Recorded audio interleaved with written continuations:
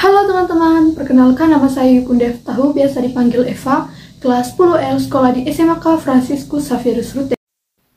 Jadi teman-teman, di pembahasan kali ini, kita akan membahas mengenai lembaga sosial.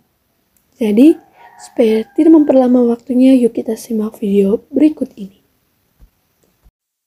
Jadi teman-teman, di pembahasan yang pertama ini, kita akan membahas mengenai pengertian lembaga sosial. Lembaga sosial merupakan sesuatu yang merujuk pada dua pengertian, yakni sistem nilai dan norma-norma sosial, serta bentuk atau organ sosial. Dari definisi-definisi tersebut, dapat disimpulkan bahwa lembaga sosial berkaitan dengan hal yang berikut ini. Pertama, seperangkat norma yang saling berkaitan, bergantung, dan memengaruhi. Kedua, seperangkat norma yang dapat dibentuk, diubah, dan dipertahankan sesuai dengan kebutuhan hidup. Dan yang terakhir, seperangkat norma yang mengatur hubungan antar warga masyarakat agar dapat berjalan dengan tertib dan teratur. Selanjutnya teman-teman, secara garis besar, timbulnya lembaga sosial dapat diklasifikasikan ke dalam dua cara. Yang pertama, secara tidak terencana, artinya lembaga sosial tersebut lahir secara bertahap dalam praktik kehidupan masyarakat. Sedangkan yang kedua, secara terencana, artinya lembaga sosial muncul melalui suatu perencanaan yang matang oleh seorang atau sekelompok orang yang memiliki kekuasaan dan wewenang. Adapun syarat dari lembaga sosial, yang pertama, suatu kata kelakuan yang baku yang bisa berupa norma-norma dan adat istiadat yang hidup dalam ingatan maupun tertulis. Yang kedua, kelompok-kelompok manusia yang menjalankan aktivitas bersama dan saling berhubungan menurut sistem norma-norma tersebut. Ketiga, suatu pusat aktivitas yang bertujuan memenuhi kompleks-kompleks kebutuhan tertentu yang disadari dan dipahami oleh kelompok-kelompok yang bersangkutan. Yang keempat, mempunyai perlengkapan dan peralatan. Dan yang terakhir, sistem aktivitas itu dibiasakan atau disadarkan kepada kelompok-kelompok yang bersangkutan dalam suatu masyarakat untuk kurun waktu yang lama. Berikut ini adalah dua fungsi dari lembaga sosial. Yang pertama, fungsi nyata. Fungsi nyata adalah fungsi lembaga sosial yang disadari dan menjadi harapan banyak orang. Yang kedua, fungsi laten adalah fungsi lembaga sosial yang tidak disadari dan bukan menjadi tujuan utama banyak orang. Dengan kata lain, fungsi laten ini adalah fungsi yang tidak tampak di permukaan dan tidak diharapkan memasyarakat, tapi ada. Selanjutnya adalah ciri-ciri dari lembaga sosial. Yang pertama, lembaga sosial memiliki kekekalan tertentu yang berlangsung lama. Hal ini disebabkan karena adanya anggapan bahwa lembaga sosial ini berisi sekumpulan norma yang harus dipertahankan oleh anggota di dalamnya, dan norma tersebut seperti kehidupan maupun hubungan yang ada di dalam suatu keluarga. Yang kedua, umumnya lembaga sosial memiliki satu atau lebih tujuan tertentu yang ingin dicapai oleh setiap anggotanya. Contohnya, seperti lembaga pendidikan yang memiliki tujuan untuk dapat memberikan nilai, norma, maupun ilmu pengetahuan pada generasi berikutnya. Ketiga, lembaga sosial memiliki sejumlah perangkat yang berfungsi untuk mencapai tujuan yang telah ditetapkan oleh anggota sebelumnya. Keempat, lembaga sosial merupakan organisasi yang terstruktur serta relatif kekal.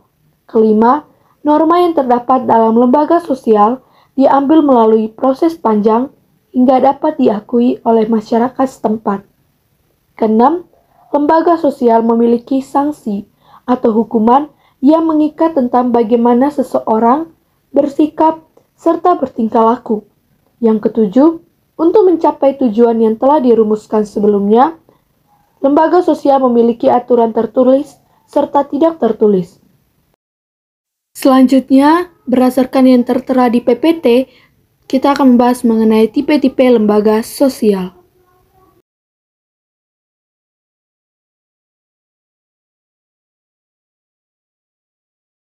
Selanjutnya, teman-teman, kita akan membahas mengenai jenis-jenis lembaga sosial. Yang pertama, lembaga keluarga.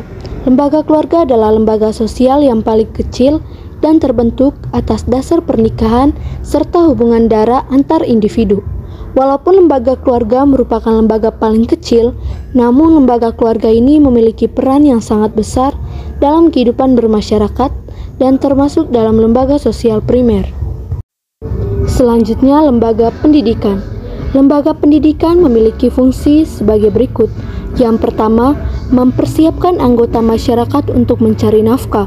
Kedua, mengembangkan bakat perorangan demi kepuasan pribadi dan bagi kepentingan masyarakat. Ketiga, melestarikan kebudayaan. Keempat, menanamkan keterampilan yang perlu bagi partisipasi dalam demokrasi. Adapun fungsi laten dari lembaga pendidikan ini, yang pertama, mengurangi pengendalian orang tua. Kedua, menyediakan sarana untuk pembangkangan. Ketiga, mempertahankan sistem kelas sosial. Dan yang terakhir, memperpanjang masa remaja. Yang ketiga, lembaga ekonomi. Teman-teman, pada hakikatnya tujuan yang hendak dicapai oleh lembaga ekonomi adalah terpenuhinya kebutuhan pokok untuk kelangsungan kehidupan masyarakat. Adapun fungsi dari lembaga ekonomi ini, yang pertama, memberikan pedoman untuk mendapatkan bahan pangan. Yang kedua, memberikan pedoman untuk melakukan pertukaran barang atau barter. Yang ketiga, memberikan pedoman tentang harga jual beli barang. Yang keempat, memberi pedoman untuk menggunakan tenaga kerja. Yang selanjutnya, memberikan pedoman tentang cara pengupahan. Dan yang terakhir, memberi identitas bagi masyarakat. Keempat, lembaga agama. Lembaga agama, teman-teman, adalah sistem keyakinan dan praktik keagamaan dalam masyarakat yang telah dirumuskan dan dibakukan. Adapun fungsi lembaga, yang pertama sebagai pedoman hidup, yang kedua sumber kebenaran, yang ketiga pengatur tata cara hubungan manusia dengan manusia dan manusia dengan tertib, tuntutan prinsip benar dan salah, pedoman mengungkapkan kebersamaan di dalam agama dan diwajibkan berbuat baik terhadap sesama. Dan yang terakhir, pedoman untuk rekreasi dan hiburan. Dalam mencari kepuasan batin melalui rekreasi dan hiburan tidak melanggar kaidah-kaidah agama. Yang kelima, lembaga politik. Teman-teman, lembaga politik ini merupakan lembaga yang menangani masalah administrasi dan tata tertib umum demi tercapainya keamanan dan ketentraman masyarakat. Lembaga yang merupakan pembantunya adalah seperti sistem hukum dan perundang-undangan, kepolisian, angkatan bersenjata, pegawai, kepartaian, hubungan diplomatik, dan sebagainya. Bentuk pranata atau institusi politik yang mengkoordinasi segala kegiatan di atas disebut negara. Adapun fungsi dari lembaga politik ini, yang pertama, pelembagaan norma melalui undang-undang yang disampaikan oleh badan-badan legislatif. Yang kedua, melaksanakan undang-undang yang telah disetujui.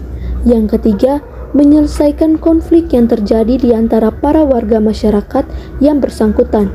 Yang keempat, menyelenggarakan pelayanan seperti perawatan kesehatan, pendidikan, kesejahteraan, dan seterusnya. Yang berikutnya, melindungi para warga masyarakat atau warga negara dari serangan bangsa lain. Dan yang terakhir, memelihara kewaspadaan menghadapi bahaya. Yang keenam, lembaga hukum. Teman-teman, adapun fungsi dari lembaga hukum ini, yang pertama, sebagai alat pengatur tata tertib hubungan masyarakat. Artinya, hukum berfungsi menunjukkan manusia mana yang baik dan mana yang buruk, sehingga segala sesuatu dapat berjalan secara tertib dan teratur. Yang kedua, sebagai sarana untuk mewujudkan keadilan sosial lahir dan batin. Dikarenakan hukum memiliki sifat dan ciri-ciri yang telah disebutkan, maka hukum dapat memberikan keadilan, dalam arti dapat menentukan siapa yang salah dan siapa yang benar, dapat memaksa agar peraturan dapat ditaati dengan ancaman sanksi bagi pelanggarnya. Yang ketiga, sebagai sarana penggerak pembangunan. Daya mengikat dan memaksa dari hukum dapat digunakan atau didayagunakan untuk menggerakkan pembangunan. Yang keempat, sebagai penentuan alokasi wewenang secara terperinci, siapa yang boleh melaksanakan siapa yang harus menaatinya, dan siapa yang memilih sanksi yang tepat dan adil seperti konsep hukum konstitusi negara. Yang terakhir, memelihara kemampuan masyarakat untuk menyesuaikan diri dengan kondisi kehidupan yang berubah, yaitu dengan cara merumuskan kembali hubungan-hubungan esensial antara anggota-anggota masyarakat. Yang ketujuh, lembaga budaya. Teman-teman, lembaga budaya adalah lembaga publik dalam suatu negara yang berperan dalam pengembangan budaya, ilmu pengetahuan, lingkungan, seni, dan pendidikan pada masyarakat yang ada pada suatu daerah atau negara. Adapun fungsi dari lembaga ini, yaitu kegunaan lembaga untuk melestarikan kebudayaan tersebut. Fungsinya, budaya sejauh ini lembaga kebudayaan yang dipandang sebagai elemen masyarakat yang relatif memiliki perhatian dan kepedulian terhadap eksistensi dan kelangsungan seni dan budaya daerah. Dengan adanya lembaga budaya tersebut, diharapkan seni dan budaya, baik seni dan budaya daerah maupun nasional, akan tetap dapat lestari dan berkembang. Yang terakhir adalah lembaga kesehatan. Teman-teman, lembaga kesehatan adalah lembaga yang memberikan pelayanan kesehatan dasar dan berusaha menjaga masyarakat dalam keadaan sehat, baik secara fisik maupun secara mental. Nah, sehat yang dimaksud di sini adalah keadaan sejahtera secara psikologis, fisik, dan sosial, sehingga memungkinkan setiap orang untuk hidup produktif secara sosial dan ekonomi. Oke teman-teman, jadi mohon maaf jika ada kesalahan baik dari segi penjelasan ataupun penulisan di video tadi, dan semoga materi yang saya jelaskan ini bermanfaat bagi teman-teman sekalian. Itu saja pembahasan dari saya, semoga bermanfaat. Sekian dan terima kasih. Dadah!